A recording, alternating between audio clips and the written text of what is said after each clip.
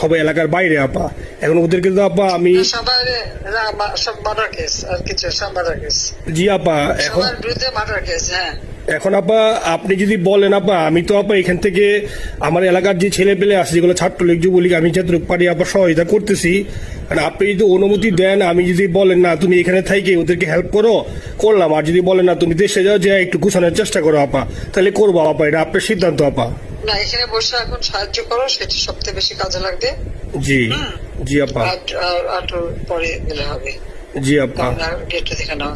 আর আপা ওই যে আইনজীবীরা আপা দাঁড়াতে পারতেছে না আপা, এই বিষয়ে যদি আপনি কোনো পরামর্শ দিতেন আপা, তাহলে তো আপা একটু ইয়ে হইতো। না, আইনজীবীরা যেতে পারে না, দাঁড়াতে পারে না, সেখানে করে।